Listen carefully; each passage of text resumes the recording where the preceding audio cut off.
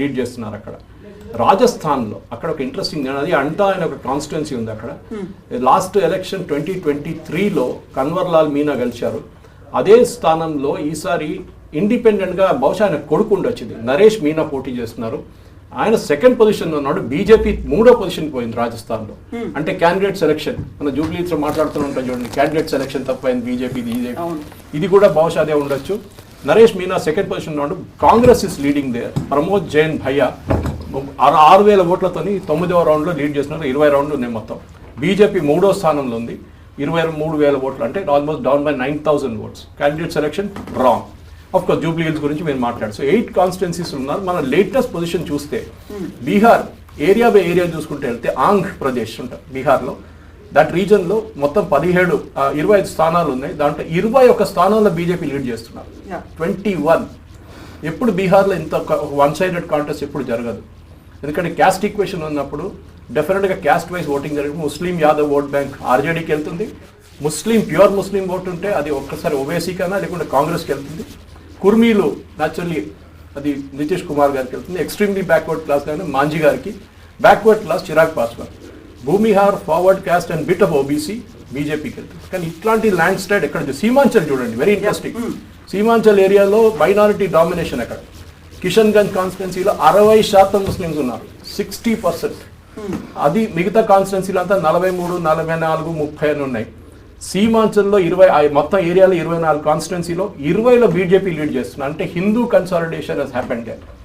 అంటే ఇదే ఓవైసీ గారు ఎన్ని ఓట్లు తీసుకెళ్ళిపోతే ఇవాళ సాయంత్రం 7 దాకా మనకు తెలుస్తుంది. కానీ ఆయన as of now he's got 1.5% of the total vote. Last time ఆయనకి 1.4% వచ్చింది. షాబాద్ ఓవైసీ గారి స్ట్రాటజీ అర్థం చేసుకోవాలి మనం. ఔరంగాబాద్ వెళ్ళి గెలిచారు సీట్ మహారాష్ట్రలో. ఆయన చార్మినార్ పార్టీ నుంచి ఆల్ ఇండియా పార్టీ ఆయనకి ట్రై చేస్తున్నారు. He wants that. అస్సాంలో వెళ్ళి పోటీ చేశారు, అక్కడ ఆల్రెడీ ఏఐయుడిఎఫ్ ఉన్నది, బద్రుద్దీన్ జజ్మల్ది. అక్కడ వెళ్ళి కూడా ఓట్ కట్ చేశారు. బీజేపీ బీ టీం అంటారు. ఒకసారి అనిపిస్తుంది కరెక్టే అని, ఎందుకంటే ఆయన ఎక్కడికి వెళ్తున్నాడో ఓట్ కట్ చేస్తున్నాడు కాంగ్రెస్కి. ఇక్కడ కూడా చూడండి, వాళ్ళు అలయన్స్ పెట్టుకోలేదు. He didn't even ask for an alliance. Exactly ఇక్కడ బీహార్లో కావాలంటే బహుశా వీళ్ళు 5 సీట్లు ఇస్తుండే ఆయనకి, కానీ వద్దు మాకు అలయన్స్ వద్దు. ఇక్కడ జూబ్లీ హిల్స్లో అలయన్స్ పోటీ చేస్తున్నారు, అక్కడేమో బీహార్లో వెళ్ళి. ఓకే, నౌ కమ్ టు కోషిలో 13 సీట్లలో ల్యాండ్ స్లైడ్.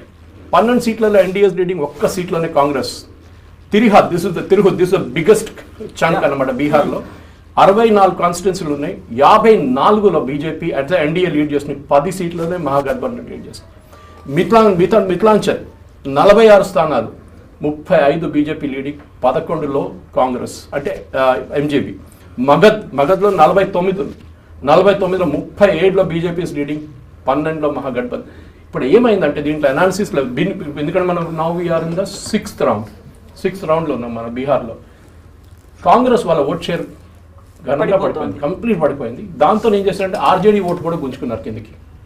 అటువైపు రామ్విలాస్ పాస్వాన్ పార్టీ, అంటే ఇప్పుడు చిరాగ్ పాస్వాన్ లీడ్ చేసిన పార్టీ, లాస్ట్ 28 స్థానాల్లో ఆ జేడీయూ ఓట్లు తీసుకెళ్ళిపోయారు లాస్ట్ టైం. ఆ ఓట్లతోనే ఓడిపోయారు జేడీయూ లాస్ట్ టైం. చాలా తక్కువ సీట్లు వచ్చిన వాళ్ళు.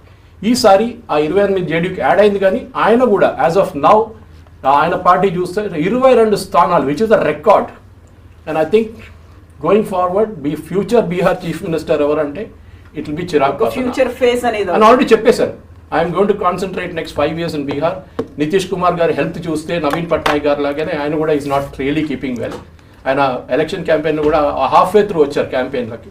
ఒకసారి మోదీ గారు దిగిన తర్వాత ఆయన కూడా వచ్చారు. దానికన్నా ముందు అసలు నితీష్ కనిపించలేదు ఎక్కడ. సో ఐ థింక్ బహుశా 3 సంవత్సరాల తర్వాత he will kind of retire and Chirag పాస్వాన్ని బీజేపీ తీసుకొస్తారు. ఒక షిండే ఎక్స్పెరిమెంట్ కూడా బహుశా బీహార్లో కండక్ట్ చేస్తారు. చిరాగ్ పాస్వాన్ని పెట్టుకొని ఒక 10 సంవత్సరాల తర్వాత జేడీయూని కర్ణాటకలో ఎట్లా పక్కన తెప్పేశారు మొత్తం, జేడీఎస్ని. అదే పరిస్థితి ఇక్కడ తెలుస్తుంది. ఇప్పుడు దేవగౌడ ఎక్కడ, కుమారస్వామి ఎక్కడ అంటే ఎవరికి తెలియదు. అక్కడ మండ్యా పార్టీ లేకుండా చేసేసారు. బహుశా అదే ఎక్స్పెరిమెంట్ బీహార్లో రిపీట్ చేస్తారు. ఎవ్రీవేర్ ఫడ్నవీస్ షిండేని రీప్లేస్ చేశారు. ఇదే స్ట్రాటజీ బహుశా బీహార్లో నెక్స్ట్ 10 yearsలో 2030-35లో జరిగే ఎలక్షన్లో బీజేపీ తీసుకొస్తారని డెఫినెట్గా నా ఆన్సర్ ప్రకారం అయితే. Yes, thank you so much sir. మనతో పాటుగా సీనియర్ జర్నలిస్ట్ సాయిశేఖర్ గారు కూడా జాయిన్ అయ్యారు. సాయిశేఖర్ గారు, యాక్చువల్గా జూబ్లీ హిల్స్కి సంబంధించి చూస్తే గతంలో మనం ఎగ్జిట్ పోల్ గురించి మాట్లాడుకున్నాం. ఎగ్జిట్ పోల్ అనేది ఎగ్జాక్ట్ పోలా కాదా అనుకున్నప్పుడు మళ్ళీ ఎగ్జిట్ పోల్ అనేది సరైనటువంటి అంచనాలనే ఇచ్చింది అనిపిస్తోందా? మెజారిటీ ఎలా ఉంది అనిపించింది? యాక్చువల్గా ఏ ఫ్యాక్టర్స్ వర్కౌట్ అయ్యాయని మీరు అనుకుంటున్నారు? ఎగ్జిట్ పోల్స్ తప్పు. ఓకే, అందరూ 3%, 4% మెజారిటీ ఇచ్చారు. ఎవరు చేశారు exit poll? And exit polls taluka scientific veracity గురించి కూడా నేను క్వశ్చన్ చేశాను మన డిస్కషన్లోనే. సో ఎగ్జిట్ పోల్స్ అనేది బేసిక్గా ఒపీనియన్ పోల్ కానీ ఎగ్జిట్ పోల్ కానీ కొంత వాళ్ళ పర్సెప్షన్ ప్రకారం నంబర్లు వేస్తారు, అంతేగాని they never none of these exit polls or opinion polls వాళ్ళు మెథడాలజీ ఆఫ్ సర్వే పెట్టలేదు పబ్లిక్లో. ఇప్పుడు జూబ్లీ హిల్స్లో అధికారికంగా 9,000 చిల్లర ఓట్లు 4 రౌండ్ల తర్వాత, అనధికారికంగా 6 రౌండ్ల తర్వాత 15,560 అన్న ఓట్లతో మెజారిటీతో 15,589 ఓట్లతో కాంగ్రెస్ లీడింగ్లో ఉన్నది. First of all let us give the 100% credit to chief minister Revanth Reddy. ఆయనదే.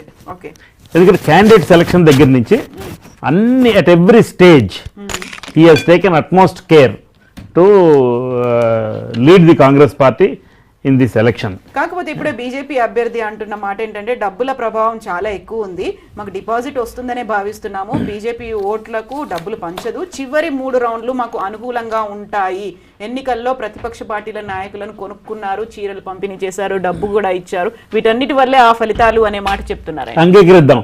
అదే మరి extrapolate the same thing to Bihar. Okay, అక్కడ ఏమిటి పని చేస్తుంది? సో ఇప్పుడు ఓడిపోయిన వాళ్ళు ఆడే మాటలండి ఇవన్నీ. ఎలక్షన్ గెలిచిన వాళ్ళు మాట్లాడాల్సిన మాటలు, గెలుద్దాం అనుకున్న వాళ్ళు ఆడే మాటలు కావు ఇవి. ఎందుకంటే ఇప్పుడు రౌడీజం ప్రబలిపోయింది, ఓటర్లని ప్రలోభ పెట్టారు అని ఎలక్షన్ రోజు నాడు బీఆర్ఎస్ అభ్యర్థి కూడా మాట్లాడారు. అవును, నేను మీకు ఆ రోజు చెప్పాను ఆవిడ ఎలక్షన్ వదిలేశారు మధ్యలో అని. ఇప్పుడు exit polls, so called self proclaimed exit polls without any methodology also, వాళ్ళు ఇచ్చింది కూడాను 3 నుంచి 5%. ఓకే, 3 నుంచి 5% డిఫరెన్స్ మాత్రమే వచ్చి ఉంటే ప్రభుత్వంలో ఉన్న పార్టీగా వాళ్ళు కొంత అడ్వాంటేజ్ పొందారు, ముస్లిం ఓటు చేయలేదు, ఇలాంటి ఫ్యాక్టర్లన్నీ లెక్క తీసుకునేవాళ్ళం. ఇక్కడ జూబ్లీ ఎలక్షన్లో తీసుకోవాల్సిన మొట్టమొదటి ఫ్యాక్టర్ పరమ బద్ధకస్తులైన ఓటర్లు. 52% మంది ఓట్లకి వెళ్ళలేదు. సో వాళ్ళకి ప్రభుత్వం ఏం చేస్తుంది, ప్రభుత్వమే కాదు ప్రతిపక్షం కానీ ప్రభుత్వం కానీ బీజేపీ కానీ ఎంఐఎం కానీ మీరు ఏం చేస్తున్నారని అడిగే అధికారం వాళ్ళకి లేదు. కాకంటే ఎవరు గెలుస్తున్నారు అనేది మాత్రం చూస్తారు కదా చూడడానికి. These are all social media people. ఇది ఒక పక్కన పెట్టండి. రెండో ముఖ్య అంశం ఏంటంటే BRS has heavily banked on social media. ఇందాక నాగరాజు గారు కూడా చెప్పారు. Social media is not, see I'm telling you, Twitter is not polling station. Twitter is just a social media platform where your followers and your supporters will air their views and keep quiet. వాళ్ళు ఓటింగ్కి వెళ్ళరు. ఇది urban constituency. ఈ అర్బన్లో పేద వర్గాలు ఉండొచ్చు కానీ వాళ్ళని రూరల్ అనలేం మనం. అంచేత this an urban constituency, it's a mixed constituency. ఇప్పుడు ఒక చిన్న మినీ తెలంగాణ మొత్తం రాజకీయ చిత్రానికి జూబ్లీ హిల్స్ ఒక ప్రతిబింబం. ఎందుకంటే అన్ని ప్రాంతాల నుంచి ఇక్కడ ఉన్నారు, ఆంధ్ర సెటిలర్స్ ఉన్నారు, అన్ని రకాల ఓటర్లు ఉన్నారు, మైనారిటీలు 1,38,000 మంది మైనారిటీ ఓటర్లు ఉన్నారు. వీళ్ళల్లో సగం మందే ఓట్లకి వెళ్ళినా కూడా ఆ సగం మంది they have given representational verdict in favour of the Congress. దీన్ని కాంగ్రెస్ పార్టీ తప్పకుండా మా ప్రజాపాలనని విండికేట్ చేస్తున్నటువంటి నిర్ణయం ఇది, ప్రజల నిర్ణయం, janadesh is in favour of us అని చెప్పుకోవడానికి అవకాశం ఏర్పడుతుంది. ఇది రెండో కాన్స్టిట్యున్సీ హైదరాబాద్ నగరంలో కాంగ్రెస్ పార్టీ ఖాతాలో పడ్డాం. తర్వాత ఇంకో ముఖ్య విషయం ఏంటంటే జూబ్లీ హిల్స్ కాన్స్టిట్యున్సీ ఏర్పడిన తర్వాత మొట్టమొదటిసారి రాజశేఖర రెడ్డి గారి నేతృత్వంలో కాంగ్రెస్ పార్టీ ఎన్నికకి వెళ్ళినప్పుడు కాంగ్రెస్ పార్టీ అభ్యర్థిగా విష్ణువర్ధన్ రెడ్డి గెలిచారు. కానీ తెలంగాణ రాష్ట్రం ఏర్పడిన తర్వాత కాంగ్రెస్ పార్టీ ఒక్కసారి కూడా గెలవలేదు జూబ్లీ హిల్స్ నియోజకవర్గంలో. This is a record. వీళ్ళు మొట్టమొదటిసారి గెలిచారు. అండ్ రేవంత్ రెడ్డి గారి నేతృత్వంలో వాళ్ళు 42% బీసీ రిజర్వేషన్ అనే నినాదం చాలా గట్టిగా తీసుకున్నారు. ఎందుకంటే రాహుల్ గాంధీ గారు భారత్ జోడో యాత్ర చేస్తూ ఉన్నప్పుడు ఆయన కులగణన చేయాలి అనే విషయాన్ని గట్టిగా తెర మీదకి తీసుకొచ్చి ఆయన ప్రామిస్ చేశారు, మా గవర్నమెంట్ ఎక్కడికి వస్తే అక్కడ మేము చేస్తామని. కర్ణాటకలో చేశారు కానీ that was not very scientific. So they were forced to redo the survey. Whereas తెలంగాణలోకి వచ్చేటప్పటికి రేవంత్ రెడ్డి గారు దాదాపుగా let us give it to him 90% యాక్యురసీతో కులగణన అనే కార్యక్రమం నిర్వహించిన తర్వాత దానికి ఒక జ్యుడిషియల్ కమిషన్ వేశారు. షమీమ్ అఖ్తర్ కమిషన్ మొత్తం స్టడీ చేసి and then there was an expert committee led by justice ఆయన సుదర్శన్ రెడ్డి గారు. సో థ్యాంక్స్ అన్న. సో సుదర్శన్ రెడ్డి గారి నేతృత్వంలో ఎక్స్పర్ట్ కమిటీ వేస్తే ఈ సైంటిఫిక్ అప్రోచ్తో 42% రిజర్వేషన్ బీసీలకు ఇవ్వాలనే నినాదం గట్టిగా తీసుకెళ్లారు. అండ్ గట్టిగా తీసుకెళ్ళి last time Congress has put up Azharuddin Muslim minority as a candidate in Jubilee Hills. But ఈసారి అలా చేయలేదు. బీసీ నినాదానికి మేము కట్టుబడి ఉన్నాం అనే విషయాన్ని రీఇన్ఫోర్స్ చేయడం అనే ఉద్దేశంతో బీసీ క్యాండిడేట్ అయిన నవీన్ యాదవ్ని అక్కడ పెట్టారు. నవీన్ యాదవ్ లోకల్ క్యాండిడేట్ అంచేత అతనికి కొన్ని అడ్వాంటేజెస్ కూడా దానికి ఎక్కువ అయ్యాయి.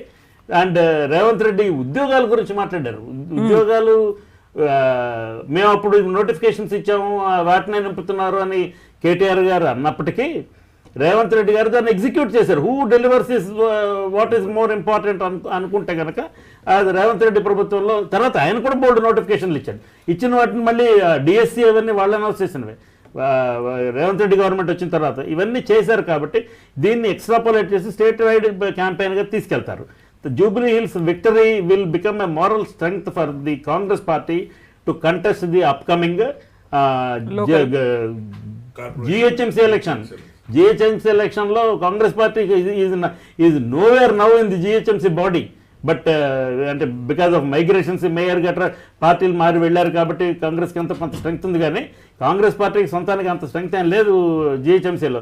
కానీ రేపు పొద్దున ఎలక్షన్ వచ్చేటప్పటికి జిహెచ్ఎంసీలో కాంగ్రెస్కి బీఆర్ఎస్కి పోటీయా, కాంగ్రెస్కి బీజేపీకి పోటీయా, ట్రయాంగులర్ కాంటెస్ట్ అనేది అక్కడ చూడాలి. ఎందుకంటే బీజేపీ ఈ ఎలక్షన్ వదిలేసింది. They are not interested, they are very very passive. అంచేత లంకల్ దీపక్ రెడ్డి గారినే మళ్ళీ పెట్టారు వాళ్ళు. బట్ వాళ్ళకు వచ్చినటువంటి ఓట్లు నెంబర్ ఆఫ్ ఓట్స్ మీరు చూస్తే it is not crossing even 10%. బహుశా రేవంత్ రెడ్డి గారు చెప్పినట్టుగా బీఆర్ఎస్ ఓడిపోతుంది, బీజేపీ డిపాజిట్ కోల్పోతుంది అనే విషయం నిజమయ్యే పరిస్థితి ఉన్నది. 4వ విషయం, ఈ జూబ్లీ హిల్స్ విక్టరీని రేవంత్ రెడ్డి గారు ఎలా వాడుకుంటారంటే రేపు మాపు ఈ స్పీకర్ విచారణ జరిగిన తర్వాత స్పీకర్ విచారణ మీదే హింజ్ అయ్యి ఉంటే కనుక ఖచ్చితంగా దానం నాగేందర్ ఉద్యోగం పోతుంది, అలాగే కడియం శ్రీహరి ఉద్యోగం పోతుంది. పోతే ఈ 2 కాన్స్టిట్యున్సీల్లోనే బై ఎలక్షన్ వస్తే ఈ కంటోన్మెంట్ జూబ్లీ హిల్స్ ఇచ్చిన స్ట్రెంగ్త్ బేస్ చేసుకొని he will go to Khairatabad election also. వెళ్ళినప్పుడు డెఫినెట్గా this must be taken into consideration. Next BRS విషయానికి వస్తే బీఆర్ఎస్లో ఈసారి వాళ్ళకి 4 స్తంభాలు ప్రతిసారి ఎలక్షన్ క్యాంపెయిన్కి. KCR, KTR, Harish Rao, Kavitha. ఈసారి కవిత గారు పార్టీతో విభేదించి బయటకు వెళ్ళిపోయారు. ఆవిడని సస్పెండ్ చేసిన కారణంగా షోకాజ్ నోటీస్ కూడా ఇవ్వలేదన్న ఉద్దేశంతో ఆవిడ ఆక్రోశం వెల్లిబుచ్చి కవిత గారు బయటకు వెళ్ళిపోయారు. హరీష్ రావు గారు ఫాదర్ దురదృష్టవశాత్తు చనిపోవడం వల్ల వారు అసలు ఎలక్షన్ క్యాంపెయిన్లోనే లేరు. ఆయన లాస్ట్ 2 days ఏదో మీట్ ద ప్రెస్ ప్రోగ్రామ్ ఒక 2 స్టేట్మెంట్లు చేయడం కొంత చేశారు. కానీ బట్ హరీష్ రావు లేరు దాంట్లో. అసలు కేసీఆర్ గారు ఎలక్షన్ క్యాంపెయిన్కి రాలేదు. రేవంత్ రెడ్డి గారు లాస్ట్ డే మీట్ ద ప్రెస్లో చెప్పినట్టు ఒక అప్పీల్ కూడా ఇవ్వలేదు పార్టీ అధ్యక్షుడిగా. ఆయన రాజకీయ నాయకులకి జనాన్ని ఓట్లు అడగటం అనేది మొట్టమొదటి డ్యూటీ అండి, మొట్టమొదటి డ్యూటీ. ఇప్పుడు నేను ఎలక్షన్కి వెళ్ళి నేను ఓట్లు అడగనని ఏంటంటే ఈయన కూడా గెలరు. సో ఓట్లు తప్పకుండా అడగాలి, ఓట్లు అడగకుండా దూరంగా ఉండడం. అండ్ ఈ ఎలక్షన్ మొత్తం కేటీఆర్ గారి పేరు మీద జరిగింది. కేటీఆర్ గారు భారీగా ప్రచారం చేశారు, చాలా గట్టి పోటీ ఇచ్చినట్టుగానే ప్రచారం చేశారు. ఒక దశలో బీఆర్ఎస్ గెలుస్తుందేమో అనే అభిప్రాయం కూడా ఇవ్వగలిగారు. కానీ నాకు అర్థమైనంత మటుకు BRS heavily banked on social media. Social media మీకు ఇంతకు ముందర డిస్కషన్లో కూడా నేను మీకు చెప్తున్నాను madam, social media is not polling station, Twitter is not polling station, votes are polled elsewhere. So ట్విట్టర్లో మనకున్న number of hits, number of views which can be boosted. డబ్బు కడితే ట్విట్టర్ హిట్స్ బూస్ట్ చేసిస్తాడు. కావాలంటే ఇప్పుడు నాకు 4,000 మంది ఫాలోయర్స్ ఉన్నారు, నేను కొంచెం డబ్బులు ఖర్చు పెట్టుకుంటే ఒక 6 నెలల కాలంలో నాకు 40,000 మంది ఫాలోయర్స్, నేను రాసిన ప్రతి చెత్తకి ఒక 2-3 లక్షల మంది వ్యూస్ తెప్పించుకోగలను. I can do that because by investing money we can do that. So KTR personally has to hit refresh and reboot his political strategy. ఎందుకంటే చాలా బాధ్యతాయుతంగా 10 సంవత్సరాలు మంత్రి ఉద్యోగం చేశారు. అండ్ పెద్ద పార్టీకి పెద్ద నాయకుడు, ఆయన working president, and Hyderabad has seen him as the most promising leader. అంచేత దాన్ని నిలబెట్టుకునే ప్రయత్నం కోసం ఇప్పటి వరకు జరిగిన పొరపాట్లన్నీ కూర్చొని బేరీజు వేసుకొని ఆయనకి మనం బాగానే ఉన్నాం అనే ఇంప్రెషన్ ఇచ్చేవాళ్ళు ఇస్తున్న దాన్ని ఫ్యాక్టరింగ్ చేయకుండా గ్రౌండ్ లెవెల్లో సిచ్యువేషన్ అర్థం చేసుకుని పని చేయవలసిన అవసరం ఉంది. మహేష్ కుమార్ గౌడ్ ఎలక్షన్ జరిగిపోయిన సాయంకాలం 5:30కి ఒక వీడియో కెమెరా ముందరకు వచ్చి మేము కాంగ్రెస్ పార్టీ గెలుస్తోంది, ప్రజలు మా మీద విశ్వాసం ఉంచారు, ఓట్లు వేసిన వాళ్ళందరికీ కృతజ్ఞతలు అని చెప్పి ఒక స్టేట్మెంట్ ఇచ్చారు.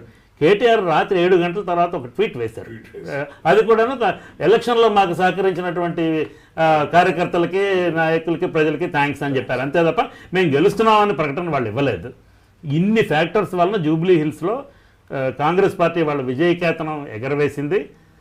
నా అంచనా ప్రకారం అన్ని రౌండ్లు కౌంటింగ్ 10 రౌండ్లు కౌంటింగ్ పూర్తి అయ్యేటప్పటికి 25,000 మెజారిటీ వచ్చే అవకాశం ఉన్నది. మీకు నిన్న డిస్కషన్లో చెప్పాను, ఇఫ్ యూ మే రీకాల్, 15,000 నుంచి 20,000 మెజారిటీ దాటి కాంగ్రెస్కి కానీ బీఆర్ఎస్ కానీ వస్తే ఓడిపోయిన వాళ్ళు తప్పకుండా గాబరా పడవలసిన అంశం. అండ్ ఇవాళ కాంగ్రెస్ పార్టీ మా ప్రజాపాలనని విండికేట్ చేశారని చెప్పుకునే అవకాశం వచ్చింది. బీఆర్ఎస్ తప్పకుండా ప్రజల్లో ఉండడం కోసం ఈ విషయాన్ని సీరియస్గా పట్టించుకొని గాబరా పడాలి. ఏది పడితే అది స్టేట్మెంట్లు ఇవ్వకూడదు. కొంచెం జాగ్రత్తగా ఆలోచన చేసి అందరికీ ఆమోదయోగ్యమైనటువంటి విషయాలు మాట్లాడాలి. And they should not be any confusion. మనకి ఎవరు మిత్రులు, ఎవరు శత్రువులు రాజకీయంగా అనే విషయాన్ని అన్ని రాజకీయ పార్టీలు చాలా స్పష్టంగా లైన్స్ డ్రా చేసుకోవాల్సిన అవసరం ఉన్నది. You can't just like that get in to marriage of convenience mode. This is my analysis. So Nagaraj గారు, ఇప్పటికైతే మంత్రులందరూ కూర్చున్నారంట, సెలబ్రేషన్ మోడ్లో ఉంది. కాసేపట్లో సీఎంని కలుస్తారు, గాంధీ భవన్కి వెళ్తారు. గాంధీ భవన్ దగ్గర ఇప్పుడు టపాకాయలు కాలుస్తూ ఉన్నారు, సెలబ్రేషన్స్ అనేవి ఉన్నాయి. So already 7th round complete అయ్యేసరికి, ఇది అన్అఫీషియల్గా వచ్చింది, 20,000కి చేరువలో నవీన్ యాదవ్ ఆధిక్యం అనేది ఉంది. మీరు ఎక్స్పెక్ట్ చేసింది ఎంత? సార్ మేము 30,000 madam, 30 to 50,000. If poll percentage పెరిగితే తప్పనిసరిగా 30,000 క్రాస్ అవుతాం అనుకున్నాం. కానీ సార్ చెప్పినట్టుగా బద్దకిస్తులు ఎవరైతే ఉన్నారో మనకు ఓటింగ్ రాలేదు వాళ్ళు.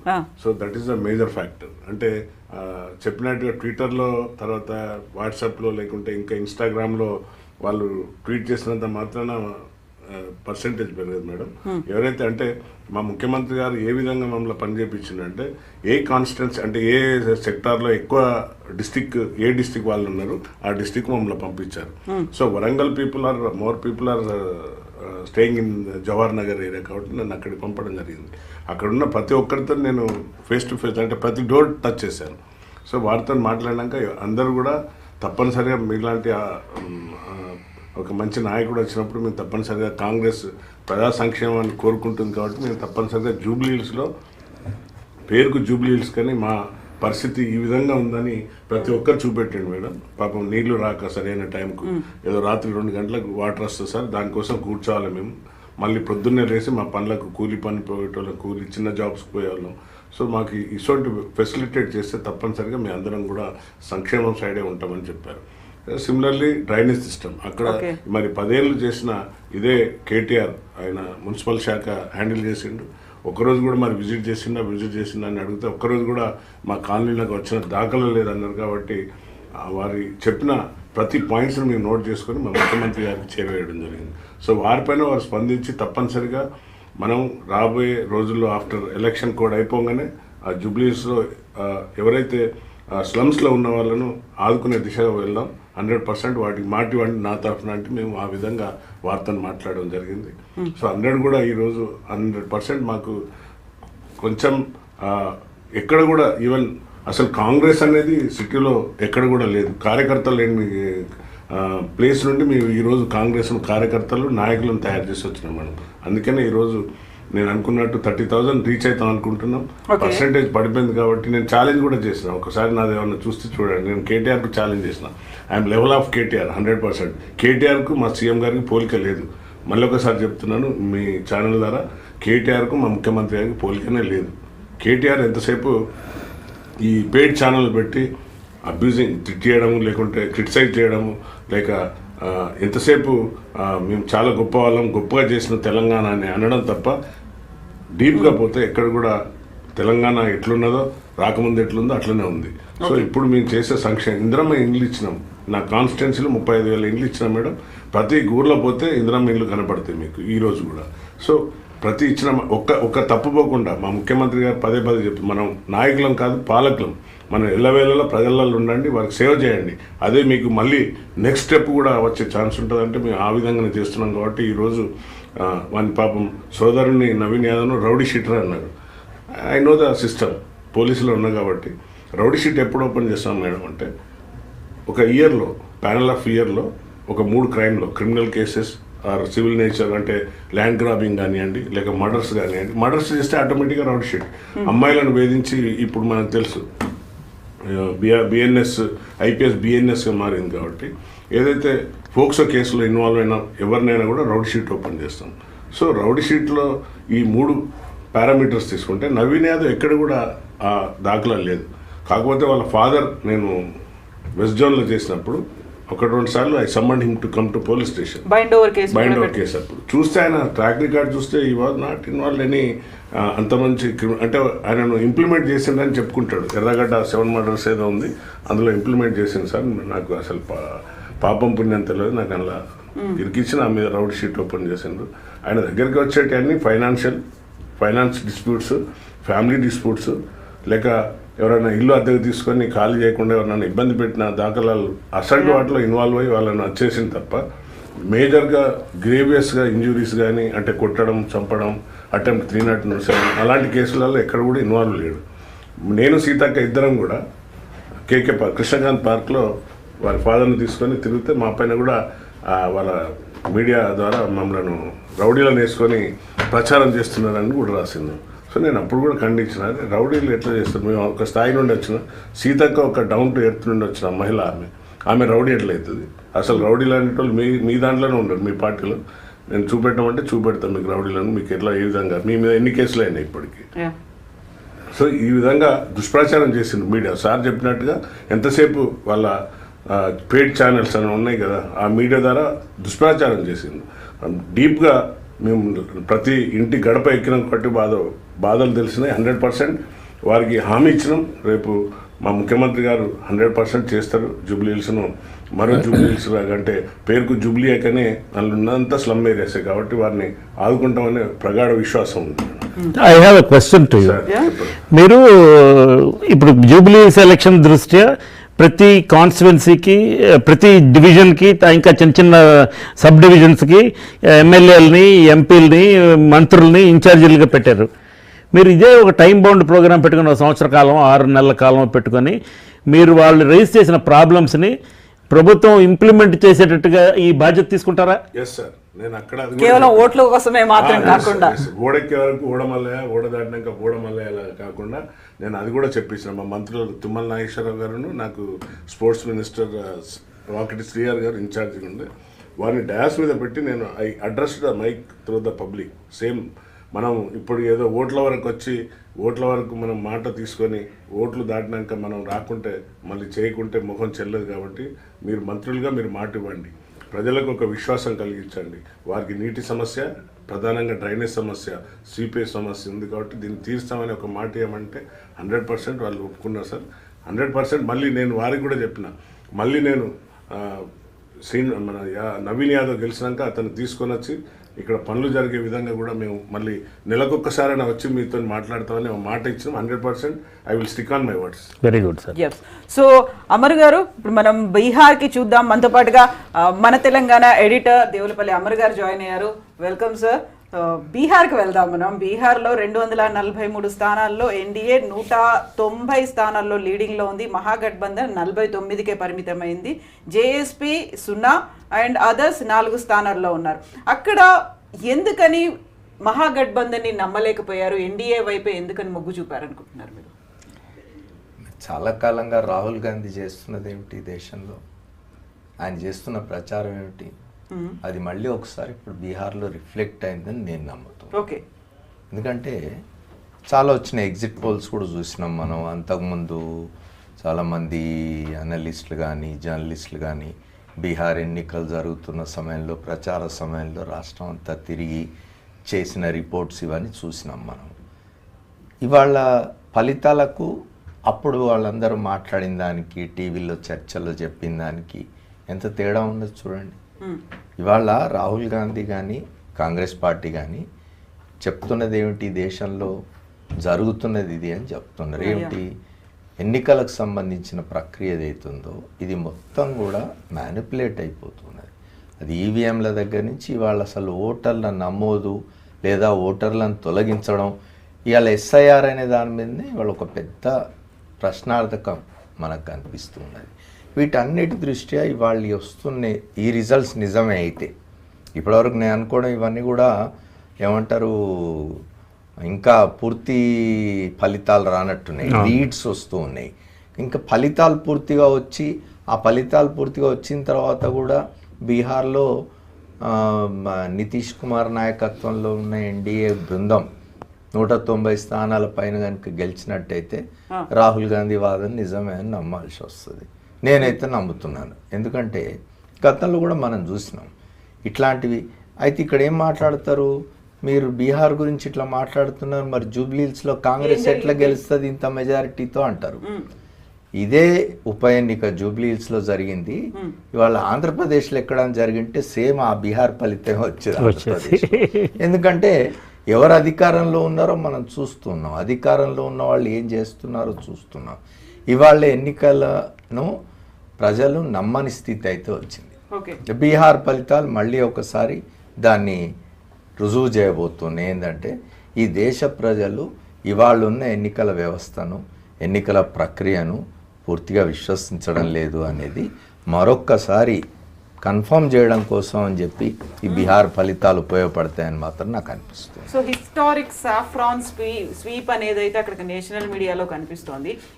How can that be saffron sweep? NDA కూటమి సాఫ్రాన్ ఎక్కడ ఉంది? ఇప్పుడు ఆంధ్రప్రదేశ్లో కూటమి అధికారంలోకి వచ్చింది. స్వీప్ వైఎస్ఆర్ కాంగ్రెస్ పార్టీని 11 స్థానాలకు పడేసి దాదాపు 162 163 స్థానాల్లో కూటమి వచ్చింది. అక్కడ సాఫ్రాన్ స్వీప్. అది బీజేపీ ఎన్ని వచ్చినాయి సీట్లు? 8-10 సీట్లు వచ్చినాయి అక్కడ. ఇవాళ బీహార్లో బీజేపీకి ఎక్కువ స్థానాలు రావచ్చు, కానీ ఎవరి బలం వల్ల వచ్చింది? నితీష్ కుమార్ వల్ల వచ్చింది. అక్కడ ఇప్పుడు మీరు దేశంలో ఎక్కడ బీజేపీ అయినా కాంగ్రెస్ అయినా ఇవాళ మీరు దేశంలో కనుక చూసుకున్నట్టయితే అన్ని రాష్ట్రాల్లో ప్రాంతీయ పార్టీలు బలంగా ముందుకొస్తూ ఉన్నవి.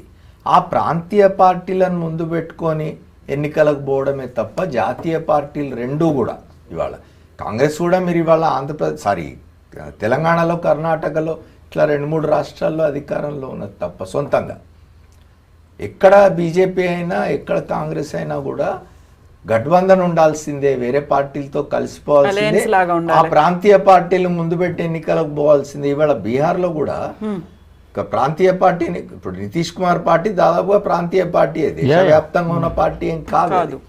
అక్కడ నితీష్ కుమార్ను ముందు పెట్టుకుపోయింది. ఆంధ్రప్రదేశ్లో చంద్రబాబు నాయుడును ముందు పెట్టుకొని పోయింది. ఇంకో చోట ఇంకోళ్ళని ముందు పెట్టుకొని పోతుంది తప్ప ఇది ఏదో సాఫ్రన్ ఇది అని అనుకుంటే మాత్రం అది పొరపాటు. వాళ్ళు ఏమంటారు, భ్రమల్లో ఉన్నట్టు లెక్క భారతీయ జనతా పార్టీ వాళ్ళు. బట్ అక్కడ ఓట్ చోరీతో పాటుగా సరికొత్త నినాదాన్ని కూడా తీసుకొచ్చారు. సర్కార్ చోరీ అనేది ఏంది? ఆపరేషన్ సర్కార్ చోరీతో హర్యానాలో రావాల్సినటువంటి ప్రభుత్వాన్ని కూడా పోగొట్టారని. ఒకవైపు ఆటం బాంబులు చేశారు, ఆ తర్వాత హైడ్రోజన్ బాంబ్స్, H-ఫైల్స్, ఇవన్నీ వర్కౌట్ అవ్వలేదా అక్కడ రాహుల్ గాంధీ చెప్పిన నినాదం? నేను ఒక మాట చెప్తాను. ఏమిటంటే ఇప్పుడు ఎన్నికల్లో గెలిచి ప్రభుత్వాన్ని ఏర్పాటు చేస్తేనే ఒక విషయంలో విజయం సాధించినట్టు కాదు. ఇవాళ రాహుల్ గాంధీ చేస్తున్న ప్రచారం, ఆయన నిజంగా నిజాయితీగా ఆయన కనుక ఈ ప్రచారం చేస్తూ ఉంటే, ఆయన చేస్తున్న ప్రచారం ఏమిటి, ఈ దేశంలో ఎన్నికల వ్యవస్థకు విశ్వసనీయత కల్పించాల్సిన అవసరం ఉన్నది, కొంత నైతికత అనేది అవసరం ఉన్నది, కొన్ని విలువలు పాటించాల్సిన అవసరం ఉన్నది, కొన్ని సత్సంప్రదాయాలు నెలకొల్పాల్సిన అవసరం ఉన్నదని మాట్లాడుతున్నాడు. ఆయన మాట్లాడుతున్న మాటలు విన్నప్పుడు నాకైతే గౌరవం కలుగుతున్నది ఆయన చేస్తున్న ప్రచారం. ఇంకోటి, ఆయన వ్యవహార శైలి, ఆయన మాట్లాడుతున్న మాటలు ఇవన్నీ చూస్తూ ఉంటే ఎట్లాగా అనిపిస్తున్నది అంటే అధికారంలోకి రావడం ముఖ్యమని ఆయన అనుకుంటున్నట్టుగా మనకు కనిపించదు. దీన్ని ఏదో ప్రక్షాళన చేయాలి, ఆ ప్రక్షాళన చేసే క్రమంలో ఎవరో ఒకళ్ళు ముందుకొచ్చి మాట్లాడాలి, దీని గురించి గొడవ చేయాలి, దీని గురించి పోరాడాలి అని అనుకుంటున్నాడేమో అని అనిపిస్తుంది. అయితే అక్కడక్కడ కొన్ని ఇవి కనిపిస్తాయి మనకు. ఆంధ్రప్రదేశ్లో మొన్న 2024లో ఎన్నికలు జరిగినప్పుడు వైఎస్ఆర్ కాంగ్రెస్ పార్టీ అంతా చాలా కళహీనమైన ఫలితం వచ్చి అది ఆధారాలతో సహా కోర్టులకు వెళ్ళింది, ఎన్నికల సంఘం దగ్గరికి వెళ్ళింది. మరి దాన్ని ఎందుకు రాహుల్ గాంధీ అసలు పట్టించుకోవడం లేదు, ఎందుకు దాని విషయంలో మాట్లాడడం లేదు అనే విషయంలో కొన్ని సందేహాలు వస్తాయి కాదని. అయితే దానికి కారణాలు ఉన్నవి. ఆంధ్రప్రదేశ్లో జగన్మోహన్ రెడ్డికి కాంగ్రెస్ అధిష్టానానికి మధ్య ఉన్న ఇది మనకు తెలుసు, ఆయన మాట్లాడడం లేదు. కానీ ఏదేమైనా కూడా ఆయన నిజంగా అధికారం మాత్రమే అంతిమ లక్ష్యం అని అనుకోకుండా ఈ దేశ ఎన్నికల వ్యవస్థను బాగు చేద్దామనే ఆలోచనతో ఆయన చేస్తూ ఉంటే ప్రచారం, ఈ బీహార్ ఎన్నికల్లో ఇట్లాంటి ఫలితం వచ్చిన తర్వాత అది మరింత ఎక్కువ అవుతుంది. ఆయన చేస్తున్న ఏమంటారు ప్రచారం అనండి, ఆయన చేస్తున్న పోరాటం అనండి మరింత ఉధృతం అవుతుంది. ప్రజల్లో మరింత సందేహాలు బలపడేందుకు ఆస్కారం ఇస్తుందేమో ఈ ఫలితం అనిపిస్తున్నది నాకు. ఎందుకంటే దాదాపు 200 టచ్ అయిపోతున్నది. అవును. సో మ్యాజిక్ ఫిగర్ ని ఎప్పుడో క్రాస్ చేసి ముందుకు వెళ్ళిపోయింది. మ్యాజిక్ ఫిగర్ దాటి చాలా కాలం అయిపోయింది. అంటే ఇవన్నీ లీడ్స్ అని నేను అనుకుంటున్నా. ఫైనల్ రిజల్ట్ ఇంకా రాలేదు. రిజల్ట్ ట్రెండ్ ఇలాగే ఉండే అవకాశం ఉందనేది నేను అభిప్రాయపడుతున్నాను. నెంబర్ 1. అండ్ రెండోది మీరు అన్నట్టు Rahul Gandhi agitation against the SIR and vote chori, sarkar chori, and the series of allegations that are coming against the processes adopted by Election Commission. Election Commission, CEC directly joined the issue with Rahul Gandhi. The CEC is behaving like a political party. See, Election Commission is supposedly an independent body, fiercely independent body, and Caesar's wife should be above suspicion. Above suspicion. So the Election Commission has to prove its probity, and that we are not kowtowing to the lines taken by any ruling party కానీ opposition party కానీ. వాళ్ళ అడుగులకు మేము అడుగులు ఎత్తుతున్నాం, వాళ్ళ ఎజెండాని మేము implement చేస్తున్నాం అనే సందేహం ఏదైతే జనంలో కలిగిందో దాన్ని క్లియర్ చేయవలసిన, తప్పనిసరిగా దాన్ని క్లియర్ చేయవలసిన బాధ్యత ఎలక్షన్ కమిషన్ మీద ఉన్నది. ఇప్పుడు బీహార్లో వచ్చినటువంటి రిజల్ట్ ఒకవేళ 243 సీట్లకు గాను 160 ఎన్డీఏ కూటమి గెలిచి మిగతావి మహాగఠబంధన్ గెలిస్తే ఆ సందేహం బలపడకపోయేది. కానీ ఇప్పుడు గెలిచినటువంటి నంబర్ చూస్తే సుమారుగా 1,14,00,000 మంది యువత బేరోజ్గారీ వలన బీహార్ నుంచి బయటికి వెళ్ళిపోయి ఉంటున్నారు. వీళ్ళలో చెత్పూజ కోసం సగం మంది వచ్చారు, వచ్చిన వాళ్ళు ఫస్ట్ రౌండ్లో పాల్గొన్నారు అని కొంతమంది చెప్తున్నప్పటికీ నాకుండే సందేహాలు నాకున్నాయి. 1,14,00,000 మంది యువత బయటికి వెళ్ళిపోయినప్పుడు మహిళా ఓటింగ్ పర్సంటేజ్ పెరిగింది. దానివలన 8 lakh ఓట్స్ ఎక్స్ట్రా పడ్డాయి. మహిళలే వెళ్ళి ఓట్ చేశారు. ఆ లాస్ట్ 10,000 రూపాయల షాప్ వాళ్ళ ఉచితాలు కావచ్చు, హామీలు, అది కొంత సహకారం చేసి ఉండవచ్చు. సో ఈ బీరాజ్ గారు తీయాలా, దీన్ని అడ్రస్ చేయాలనే అనే కన్సర్న్ ఇప్పుడు ఇంకా నితీష్ కుమార్ బీజేపీ కంబైన్కి ఉండదు. ఎందుకంటే వాళ్ళు బయట ఉంటేనే వీళ్ళు గెలుస్తున్నారు, అంటే వాళ్ళు లోపల రానివ్వరు. అంటే ఈ నిరుద్యోగులు బయటికి వెళ్ళిపోయి ఉద్యోగాలు చేసే వాళ్ళందరూ కూడా లేబర్ క్లాస్, ప్లంబర్స్, ఫిట్టర్స్, లేకపోతే మా మేస్త్రులు, ఇలాంటి పనులు ఏవో చేస్తారు. వాళ్ళకి వాళ్ళ కాంట్రాక్టర్కి ఏదో ఒక అగ్రిమెంట్ ఉంటుంది. వారం రోజులు వీడు పనికి రాకుండా బీహార్ వెళ్ళిపోయి ఓటింగ్కి వెళ్ళి వెనక్కి తిరిగి వస్తే వాడి ఉద్యోగం పోతుంది, వాడి జీవనం పూర్తి పోతుంది. సో వాడు ఇక్కడ కష్టపడి ఆ డబ్బు సంపాదించి వాళ్ళ ఇంటికి పంపిస్తే అక్కడ వాళ్ళకి జరుగుబాటు ఏర్పడుతూ ఉంటుంది. ఇది ప్రాథమికమైన సమస్య. దీన్ని అడ్రస్ చేయడానికి ఏ ప్రయత్నమూ చేయడం లేదు బీజేపీ ఎన్డీఏ సర్కార్. ఇప్పుడు ఇందాక ఒక ఆయన చెప్పారు 17 లక్షల మంది బీహారీలు హైదరాబాద్లో ఉంటున్నారట. What does it mean? అది ఏం మెసేజ్ ఇస్తుంది చూడండి.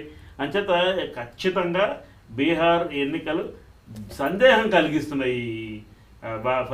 ఎన్నికల ఫలితాలు మనకి ఎలక్షన్ కమిషన్ తీరు మీద సందేహం కలిగిస్తున్నాయి. ఒకటి కవిత గారు, మీరు జ్ఞాపకం చేసుకుంటే ఈ దేశంలో ఎన్నికల సంస్కరణలకు ఆద్యుడైన టిఎన్ శేషన్ జ్ఞాపకం చేసుకుంటే ఆయన ఒక ఇంటర్వ్యూలో చెప్తారు ఏమిటంటే, నన్ను ఎవరు election commission government of India అని అంటే నేను ఒప్పుకోలేదు, ఎలక్షన్ కమిషన్ ఆఫ్ ఇండియా ఇది. Election commission government of India కాదు. నేను గవర్నమెంట్ ఆఫ్ ఇండియా కంట్రోల్లో లేను సెపరేట్ ఎంటిటీగా ఉంది. అంటే ఎన్నికల సంఘం అనేది రాజ్యాంగబద్ధమైన సంస్థ. దానికి ఆ స్వయం ప్రతిపత్తి, ఆ స్వతంత్రత ఉంటుంది. అట్లా వ్యవహరించాలి అని వాళ్ళ కేంద్ర ఎన్నికల సంఘంలో ఉన్నవారు అనుకోవడం లేదు. వాళ్ళు ఎంతసేపు పొలిటికల్ స్టేట్మెంట్స్ చేస్తూ ఉన్నారు. రాహుల్ గాంధీ ఒక దగ్గర మాట్లాడగానే వెంటనే ఒక పొలిటికల్ స్టేట్మెంట్, బీజేపీ మాట్లాడినట్టుగానే ఎన్నికల సంఘం కమిషనర్లు, చీఫ్ కమిషనర్ మాట్లాడడం అనేది చాలా దురదృష్టకరమైన విషయం అండి. రెండోది ఇంకొకటి తను ఇంతమంది మాట్లాడుతున్న దానిలో ఈ అక్కడ మీరన్నారో వారన్నారో మరి కానీ బీహార్లో మహిళలకు 10,000 రూపాయల చొప్పున వేయడం అనే దాని మీద అక్కడ మీరు చూసినట్టయితే మహాగఠబంధన్ తరఫున తేజస్వి యాదవ్ ఏం చెప్పినా అంటే ప్రతి ఇంట్లో ఒకళ్ళకు ఉపాధి కల్పిస్తా అని చెప్పినాడు. ప్రజలు కూడా ఆలోచించాలండి. ఒకవేళ నిజంగా ప్రజలు ఓట్లేసి అన్ని సీట్లు కనుక ఇచ్చుంటే ఆ ప్రజలు కూడా ఆలోచించాలండి. ఒకసారి 10,000 వేస్తే అది ఉమెన్ ఎంపవర్మెంట్ అవుతుందా? ఉమెన్ ఎంపవర్మెంట్ కానీ అసలు ఎంపవర్మెంట్ అనే దానికి అర్థం ఏమిటి? ఎంపవర్మెంట్ అంటే మీరు అట్టడుగున ఉన్నవాడిని వాడిని పైకి తీసుకొచ్చి వాడు తన కాళ్ళ మీద తాను నిలబడి బ్రతికే విధంగా వాడికి ఏదైనా చేయాల్సింది. మీరేదో ఒకసారి 10,000 వేసినాను నేను అని అంటే ఈసారి 10,000 వేసినారు. ప్రతి సంవత్సరం 10,000 వేసే పరిస్థితిలో మీరు ఉన్నారా? ఇది ఎక్కడ మీరు ఎంపవర్మెంట్ తీసుకోబోతున్నారు? ఏం చెప్తున్నారు? చిన్న చిన్న వ్యాపారాలు చేసుకునే వాళ్ళకి చాలా ఉపయోగపడతాయి. నిజమే, ఈ 10,000 ఆ పూటకి, ఆ నెలకి, ఆ సంవత్సరానికి ఉపయోగపడవచ్చు. ఏమిటి వాడి భవిష్యత్ ఏమిటి? దీర్ఘకాలం వాడిని సెల్ఫ్ సస్టెనెన్స్కి వాడు స్వయంగా తన కాళ్ళ మీద తాను నిలబడి బ్రతకడానికి ఈ పొలిటికల్ పార్టీస్ ఏం చేస్తున్నాయి? అదే ప్రతి ఇంటికి ఒక ఉపాధి కనుక కల్పించినట్టయితే, ఇంతకుముందు ఎవరో చర్చల్లో, నేను టీవీ చర్చల్లో చూస్తుంటే ఎవరో అంటున్నారు ఇవాళ ప్రభుత్వంలో ఉద్యోగాలే లేవు, అసలు ప్రభుత్వాలు జీతాలు ఇచ్చే పరిస్థితి లేదు, ప్రభుత్వాలు పెన్షన్లు ఇచ్చే పరిస్థితి లేదు, ప్రభుత్వ ఉద్యోగాలు ఎక్కడి నుంచి ఇస్తారంటే అన్ని ప్రభుత్వ ఉద్యోగాలే ఉండవు. మీరు ఒక ఉదాహరణ తీసుకుంటే 2019 నుంచి 24 వరకు ఆంధ్రప్రదేశ్లో వైఎస్ఆర్ కాంగ్రెస్ పార్టీ ప్రభుత్వం ఉన్నది. ఆ ప్రభుత్వంలో కొన్ని లక్షల మందికి ఉపాధి లభించింది. వాళ్ళందరూ ప్రభుత్వ ఉద్యోగం పూర్తి స్థాయి, అంటే ప్రభుత్వ ఉద్యోగం అంటే ఏంటి? మంచిగా నీట్గా బట్టలు వేసుకొని పోయి కట్ చేసుకొని ఒక ఆఫీస్లో పోయి కూర్చొని క్లర్క్ ఉద్యోగం లేకపోతే హెడ్ క్లర్క్ ఆఫీసర్ ఉద్యోగం చేయడం కాదు, ప్రభుత్వం ఉపాధి కల్పించడం. అట్లా లక్షలాది మందికి ఉపాధి కల్పించిన సందర్భం మన 2019 నుంచి 24 వరకు చూసినాం. అట్లాంటి అనేకమైనవి సాధ్యం అవుతాయి. ఒక ఆంధ్రప్రదేశ్ ఉదాహరణే కాదు, అవి సాధ్యం అవుతాయి నిజంగా నిజాయితీ చిత్తశుద్ధి ఉండి ఆ ఉపాధి. ఇప్పుడు ఇంతకుముందు మనం మాట్లాడుకున్నాం కదా, 17 లక్షల మంది బిహారీలు తెలంగాణలో లేదా హైదరాబాద్లో వచ్చి పనిచేస్తున్నారు. నిజం కూడా మీరు ఇవాళ హైదరాబాద్లో చూడండి. హైదరాబాద్ ఒక చాలా పెద్ద గ్లోబల్ సిటీ అయిపోయిన క్రమంలో మీకు ఈ దేశంలోని ముఖ్యంగా ఉత్తరాది నుంచి పలు రాష్ట్రాల నుంచి ఎన్ని లక్షల మంది హైదరాబాద్లో వచ్చి చిన్న చిన్న పనులు చేసుకొని బ్రతుకుతున్నారు. మరి ఆ రాష్ట్రాల్లో ఉపాధి ఎందుకు లేదు వీరికి? ఇవాళ ఇంత చెప్తున్న 20 సంవత్సరాల పాటు ముఖ్యమంత్రి నితీష్ కుమార్, ఆశ్చర్యం ఏమిటి అంటే ఏ ప్రభుత్వంలోనైనా ఒక టర్ము 2 టర్ముల తర్వాత యాంటీ ఇన్కంబెన్సీ అనేది సెటిల్ అవుతుంది. 20 సంవత్సరాలు, ఆ 20 సంవత్సరాల అధికారంలో ఉన్న కాలంలో ఆయన వేసిన పిల్లి మొగ్గలు మనం అందరం చూసినాం. ఆయన ఎన్నిసార్లు బీజేపీతో స్నేహం చేసినాడు, ఎన్నిసార్లు బీజేపీ నుంచి బయటకు వచ్చి దాన్ని బ్లాక్మెయిల్ చేసినాడు, మళ్ళీ ఎట్లా బీజేపీలోకి పోయినాడు అనేది. నిజానికి మీరు తీసుకుంటే నితీష్ కుమార్కు ఒకప్పుడు ప్రధానమంత్రి కాగలిగిన అర్హతలోని వ్యక్తిగా పరిగణించారు. ఈ దేశంలో ఆయనకు అంత గౌరవం ఉండేది రాజకీయ నాయకుడిగా. దాని నుంచి దిగజారుతూ పోయి ఆయన 20 ఏళ్ల కాలంలో ఎక్కడికి పోయినాడో చూసినాం. అయినా ఇవాళ ఆయన నేతృత్వంలో, ఆయన నాయకత్వంలో పోటీ చేసిన ఎన్డీఏకి ఇట్లాంటి స్థానాలు రావడం అనేది, నేనైతే మొదట చెప్పినట్టుగా నేను దీన్ని అసలు సిసలైన ఎన్నికగా పరిగణించడానికి సిద్ధంగా లేను. ఓకే, సో నాగరాజ్ గారు, ఇప్పుడు ఇంత జరుగుతోంది, అసలు వేర్ ఈస్ రాహుల్ గాంధీ అనేటువంటి మాట ఎందుకని వినిపిస్తుంది? ఆయన ఎక్కడున్నారు, ఎక్కడికి వెళ్ళిపోయారు, మస్కట్లో ఉన్నట్టున్నారు అనేది వినిపిస్తుంది. ఆ తర్వాత ఆయన రెస్పాండ్ కూడా అవ్వట్లేదు. ఆయన కూడా ట్విట్టర్లో యాక్టివ్గా ఉంటారు, ఎందుకని మాట్లాడట్లేదు అనేది కూడా. లేదు మేడం, రాహుల్ గాంధీ గారు అతను పోరాటం చేస్తున్నారు సార్ చెప్పినట్టుగా. మన అసలు ఈ ఎన్నిక ప్రక్రియ అనేదే చాలా దారుణంగా ఉంది. దీన్ని సరిచేయాలి అనేదే దానికే నిదర్శనం. కన్యాకుమారి నుండి కాశ్మీర్ వరకు పాదయాత్ర చేసిన అది. అలాగే అందులో ఒక నినాదం కూడా ఇచ్చింది, ఎంతైతే ఇష్టదారి అందరికీ అంత సహదారి కావాలి, అందరికి కూడా ఎవరు ఎంతనో వారికి అంత హక్కు రావాలి అనే దానిపైనే కొట్లాడుతున్నారు. కానీ ఇక్కడ ఏదైతే ఎన్నికల కమిషన్ ఉందో వాళ్ళ యొక్క విధి నిర్వహణ సరిగా జరగట్లేదనే భావన కలుగుతుంది. ఎందుకంటే వన్ సైడ్ అవుతుంది మొత్తం. దీన్ని బట్టి ఓట్ చోరీ అనేది 100%. ఆయన అంత ప్రజెంటేషన్ చేసినా కూడా ఎంతమంది చనిపోయిన వాళ్ళను డిలీట్ చేసిండ్రు, ఎంతమందిని కొత్త యాడ్ చేసిండ్రు, ఎంత దొంగ ఓట్లు సృష్టించిండ్రు అనే దానిపైనే రాహుల్ గాంధీ కొట్లాడుతున్నారు తప్ప నేను ఇప్పుడు నేను కాంగ్రెస్ ప్రభుత్వాన్ని కేంద్ర ప్రభుత్వం తీసుకురావాలనేది కాదు. ఈ యొక్క సిస్టాన్ని మార్చాలి. జనరల్గా నేను 35 years సర్వీస్ చేసినాను. ఎప్పుడైతే ఎలక్షన్ వస్తుందో అప్పుడు మీ అందరం కూడా ఎలక్షన్ కమిషన్ కింద పోతున్నాం. చాలా భయంగా ఉంటాం అప్పుడు, చాలా భయం. అంటే ఎందుకంటే ఎక్కడేం తప్పిదం జరిగినా ఇమీడియట్లీ సెన్సిటివ్ ఏరియాస్ అనేవి ఉన్నాయి కాబట్టి సస్పెండ్ చేసేస్తారు.